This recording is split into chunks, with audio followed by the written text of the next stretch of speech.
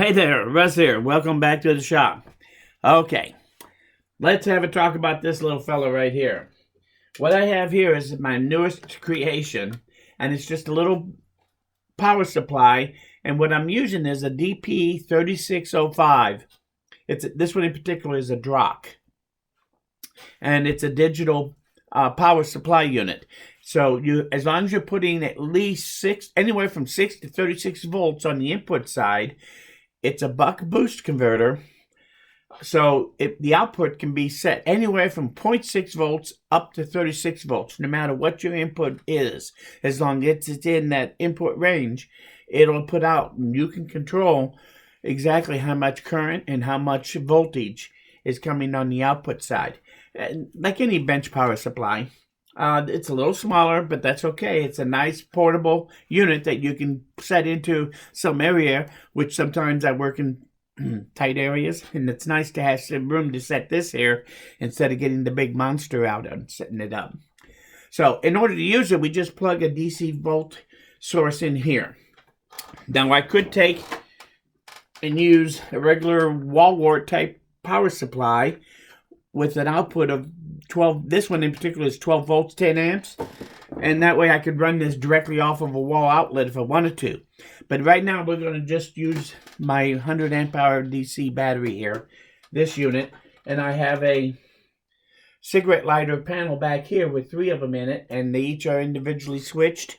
So when I turn this on, you can see the light comes on, and I now have power at my banana clips. Plug negative in, positive in, and on comes the power. This now shows how much power is coming in by turning this knob, and I can see I have 13.2 volts on the input side. So if I wanted to see what the output, I have it set to 20.6 volts. So if I turn this on, we're getting 20.6 volts coming out. So if I put this here and here, you can see maybe 20.6 volts. So it's giving it out what we want it to. And I can adjust that to any setting I want.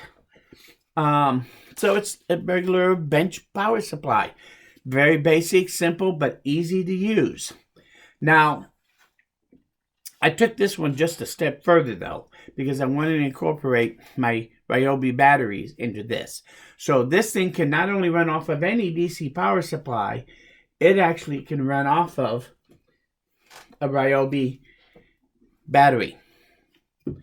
Now, and you can actually use this same unit as a power supply. I could plug the battery into the output and charge this battery up from this. So, but because I wanted to incorporate the battery with ease into using it, I did put a Ryobi receptacle right here. And you drop that down on there. Now right now, and that's what this Halloween decoration is it's actually a double pole, double throw knife switch. I've been interested in knife switches for some time, and I really wanted to try to use one. I bought this off of Aliexpress, about $13. It's all copper. The throws are all copper. The intersect down here, the little catch piece, everything is copper. The connection where the wires hook up, that's all copper. So that makes this a really good switch, especially for $13. It's rated at 32 amps. So I think it's more than safe to use it on this. So I thought I wanted to give this a try. I could have easily put a little double throw switch on here with it says on, off, and on. And I have those. Those things I can get for about $1 a piece. But I had to use the knife switch. That's all there is to it. So, and it'll be easy to spot this thing up on the shelf with that little bright orange on it. So anyway, so now I have a power source here to run. But we're going to use it to charge a Ryobi battery. I can take my knife switch, and I have it connected to here and here. So when the switch is here, it's off. It's not anywhere. If I switch it over to here, then it would be putting power from the battery to here. If I throw the switch over this way, it puts the power to here from the battery.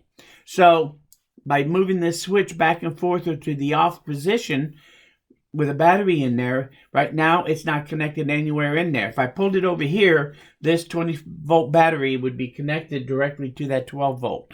So you don't want to do that.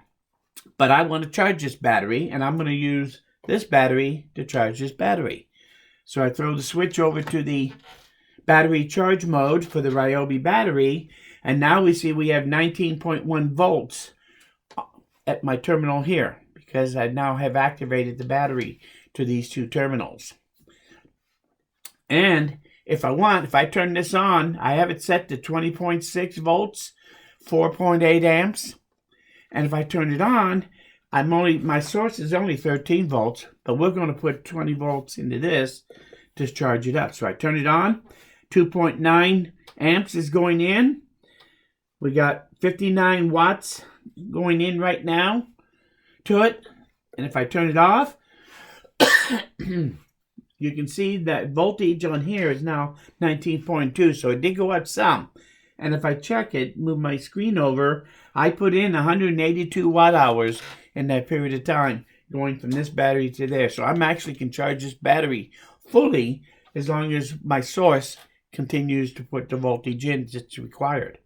So I can now use this main battery pack to charge my little Ryobi batteries. Even if I lose power in the house, I can still charge these batteries up using my big, large battery to do it.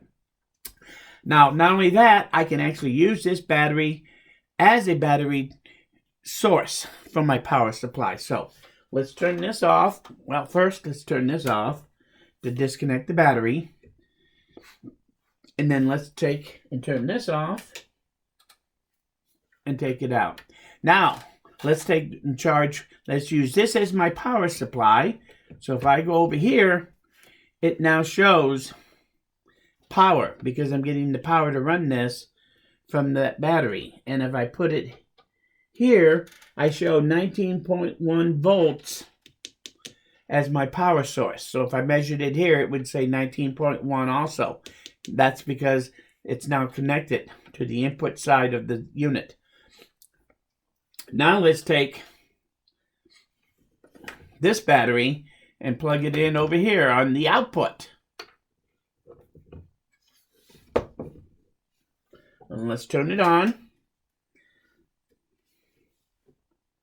And we show 13.2 volts in this battery. So now if I turn it on, well, right now it would push 20 volts in here. We don't want to do that. So let's take and set this to 14.6. Give that a second to reset and to register. And there we are. So now when I turn it on, our source is now 20 volts from this battery. And if I turn it on, it's going to push out 14.6 volts into this battery. And you can see it's pumping 4 amps into that battery right now from this battery. So I could take and use this battery to charge up something else if I want also. Or as a basic power supply to run something else if I wanted to use it for that. So that means that you can use this thing with, let's turn everything off. You can run this thing with or without the Ryobi battery. And you can charge the Ryobi battery or plug anything else in through the regular output and use it for charging or for a load to run an appliance that runs on DC. So anyway, that's the whole thing in a nutshell. I wanted to make another power supply. I wanted it to be reasonably small, which I achieved that. And I can quickly, easily just grab one of my Ryobi batteries and use it to operate it. And when the power's out, I can grab this thing, hook it up to my big power bank, and charge these up. In the same way you take power banks and charge up your phone and that sort of thing, I can now use a bigger power pack to charge those up. And the rate of loss of power through this meter is like 3%. So that means that I'm going to get 90% of the power out of this to charge that up. It doesn't get much cheaper than that to take and move your DC power around if you need to. So anyway, I love it. I think it's a great addition to my fogs theme here. I might make a second one of these, but I don't think I'll use the switch anymore. I had to use it on one. I think I will go to the less expensive switch. In all reality, if I use the less expensive switch, I could make this whole unit for under $30 and still have the capabilities of a Ryobi plug-in.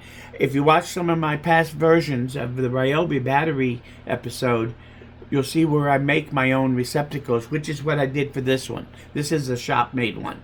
So that cost me only about $2 to make this unit, as opposed to buying a unit for $6 or $7. So this unit, I bought a Drock. I bought one from Aliexpress a couple months ago, and that was a WZ3605. After about 2 or 3 hours, it took a dump and quit working. I was really bummed. Now, I've had good experience with Drock, and I saw, and the problem was that was about half the price of what this one is, this Drock. But I went ahead and I bought the Drock. Got it off of Amazon. I'll leave you a link so you can get that. Also, these banana terminals, they come in a pair in one little wall plug-in piece, and it all goes together. And they're about $2 a piece, so there's about $4 here in this. So for $30, $32, I can make this unit, this lab unit, without this. So you can make this thing pretty cheap too. And those are all prices here in the U.S. And I live in the Wisconsin area, so that gives you an idea on today's market. But I really like it. I'm very pleased with how well it works. I could go in. Let's get into the details of what I built. First off, let's get a quick look at the wiring diagram so you can understand how this is working. So let me turn you around here and let me zoom you in just a little bit.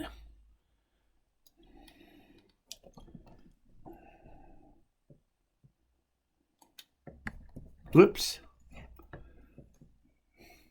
Okay, and you can see here is the battery. There's the knife switch, which you can throw either way. On the terminals on this side, the battery is hooked to the center posts, which is the arm. And then you have connector posts over here and here, positive and negative. This side goes straight to the banana clip on the input side here. And then from here, the power has a fuse line, an inline fuse, and it goes directly into the meter. The negatives go into the meter. So the switch and anything you plug into the banana are all connected to go on the input side. The output side is basically the same thing. You throw the switch, you have your wires go over here, positive, negative, to the banana connector. And then the banana connector also connects to the output of the meter. So you control the input to the output with the meter, whether it's coming from the battery or going to the battery or to just the power. That's how the electrical setup works. So now if you want to try to make your own, you should have everything you need to know. I'll leave a link to where you can get this. You also can, I'll leave you a link where I bought this and these. So if you want to go the same route and buy the same things, you can. Like I said, you can use a regular toggle switch. The double pole switch, two-way switches, I think they call them. You can get them off of Amazon. I bought a pack of 4 of them or something, and they run me about $4 or $5. So you can buy the switches pretty good. You just want to make sure you get one with enough amperage at low voltage, like at 12 volts. So that's all there is to it. As far as mounting this, that's the only thing I should tell you. To mount this thing, I used inside here. I hate soldering. In fact, I'm going to do an episode here pretty quick about how to avoid soldering. But in here, I did have to solder the 2 wires that go to the battery connector, that receptacle that I made. That I soldered. Only because I really have a hard time getting the spades to go on the first time. I don't like to use them at this point, so it's easy enough, but I hate soldering. Anyway, everything else is done with levers, connectors. So I have these here. Mostly this is what I used. And these are great. If you can get these off eBay, you really, eBay or Amazon is where I got them. These things are awesome. But you can get 2 wires and hook through together. So you hook your battery up here, hook your load up here, clip them down, and you're ready to go. And when you're done, you unclip it, pull it apart, and put this back in your inventory. So you can do quick connectors that last forever, or you can do one that you can take on and off. So I used 3 of these, one of these for each of these 3 connections that had to be made. The center post, this terminal, and this terminal are on the ends. I hooked them up with 16 gauge solid core copper. I got it out of a 14.3 or 14, yeah, a 6. No, it was a 14.3 ground wire set, Romex. So anyway, this is solid core, and I bent them and shaped them, and then when they go underneath, I attached this onto the other end of these, and then hot glued that to the lid part on the bottom. And I did that for all 3, so it gives me a nice solid connection. And from there, I used regular strand wire so that if I take the screws out and pull the lid off, I can disconnect the wires to be able to take this and set it aside and do a disconnect. So if I want to work on this, it has screws pretty much on every panel, so I can access this from 1 or 2 different directions without any problem. So, but I really like the way that came out for hooking up a knife switch and getting good stable connections here, that those things will never move with the way I did this, because I was always afraid these things could come loose over time, especially as you're doing this. Any kind of movement can cause those to start to come loose. So this will prevent that type of thing from happening by having it set up this way. So, and yet I can still take it apart and put it together, and I had the flexible wire to be able to reach in. So, I do have a 5-amp fuse on it. As you saw on the diagram, there's a fuse between this positive terminal and the input on the meter, and I have that 5-amp fuse in there to protect the meter from being overloaded. So, I think that's about it. If you have any questions about any of this, let me know. I really liked making it. I think this is going to be a great addition to what I have going on in the shop. I will here pretty quick. I do want to do an episode on how to avoid soldering. So stay tuned for that. If you don't like soldering like me, I'm going to show you some ways to avoid it and still have good solid connections that you don't have to worry about coming apart later. So anyway, that's about it. If you have any questions, comments, thoughts, just leave them in the comments. You know me, I love to read them all. If you learned something here or you like this video, hit that like button. Lets me know I'm doing something right. Most importantly, bring your cup of coffee and come back again, because I'm nowhere near done. Thanks, and we'll see all you guys again very soon.